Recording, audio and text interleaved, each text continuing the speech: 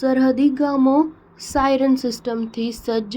પાકિસ્તાન બોર્ડરને અડીને આવેલા સાંતલપુર તાલુકાના 71 ગામોમાં સાયરન એલર્ટ સિસ્ટમ ગોઠવાશે. પ્રથમ તબક્કામાં તાલુકાના 10 સરહદી ગામો સાયરન એલર્ટ સિસ્ટમથી સજ્જ કરાયા. આ સિસ્ટમથી સિવિલ ડિફેન્સની કાર્યવાહી સક્ષમ રીતે કરી શકીશું. જિલ્લા કલેક્ટર તુષાર ભટ્ટ. ઓપરેશન સિંદૂરને પગલે પાટણ જિલ્લાના ભારત પાકિસ્તાન સરહદ નજીક આવેલા ગામોમાં સુરક્ષા વધુ સુનિશ્ચિત કરાઈ છે. રાજ્ય સરકાર અને મુખ્યમંત્રી ભૂપેન્દ્રભાઈ પટેલના નેતૃત્વમાં સરહદી વિસ્તારના નાગરિકોની સલામતી માટે વિશેષ વ્યવસ્થા ઊભી કરાઈ છે. રાજ્ય સરકારના નિર્દેશોના પગલે પાટણ જિલ્લા વહીવટીતંત્ર દ્વારા સાંતલપુર તાલુકાના 71 ગામોમાં આધુનિક સાયરન એલર્ટ સિસ્ટમ સ્થાપિત કરવાનું નક્કી કરાયું છે, જેનાથી ગામ લોકોની સુરક્ષા વધુ મજબૂત બની છે. હાલમાં પ્રથમ તબક્કામાં 10 ગામોમાં સાયરન સિસ્ટમ સ્થાપિત કરાઈ છે. બીજા તબક્કામાં 22 ગામો અને ત્યારબાદ બાકીના ગામોને પણ સાયરન એલર્ટ સિસ્ટમથી સજ્જ કરવામાં આવશે. આ સાયરન 5 કિલોમીટરની રેન્જ ધરાવે છે. જિલ્લા કલેક્ટર તુષાર ભટ્ટે જણાવ્યું કે સિવિલ ડિફેન્સની તૈયારીના ભાગરૂપે સાંતલપુર તાલુકાના 71 ગામોમાં સાયરન સિસ્ટમ ગોઠવવાનું નક્કી કરવામાં આવ્યું છે.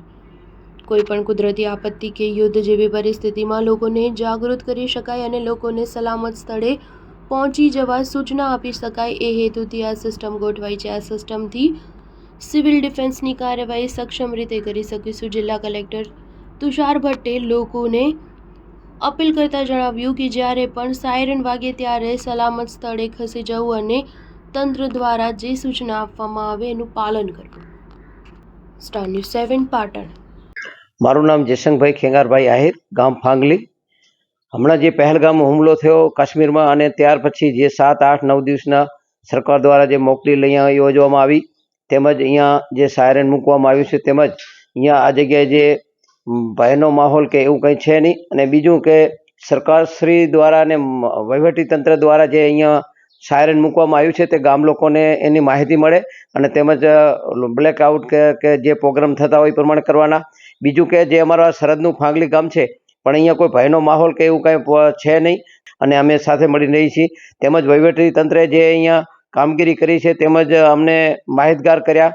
આ સાયરન જે લગાવવામાં આવ્યું છે તેનો ઉદ્દેશ એ છે કે જે સાયરન વગાડવાથી ગામ લોકો સચેત થઈ જાય અને તેની માહિતી અમે લોકો સુધી પહોંચાડી શકીએ.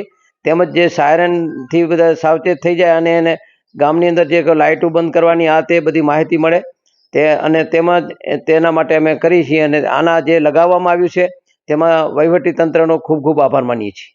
મારું નામ જાડેજા સુમેરસિંહ, જજામ, તાલુકો સાંતલપુર, જિલ્લો પાટણ. ભારત પાકિસ્તાનના યુદ્ધના માહોલ દરમિયાન સરકારશ્રીની ગાઈડલાઇન મુજબ લોકો સાયરન વગાડી રાત્રેના 8 વાગે બ્લેકઆઉટ કરાવી લોકો પણ સજ્જ છે અને તમામ પ્રશાસન પણ સજ્જ છે. અત્યારે પણ અમે સાયરન લગાડેલું છે અને બ્લેકઆઉટના નિયમનું સતત પાલન કરીએ છીએ અને તમામ વહીવટી વિભાગ ખડે પગે છે અને લોકો પણ સજ્જ છે. દરેક લોકો સજ્જ છે, પ્રશાસન પણ અમારી સાથે સજ્જ છે.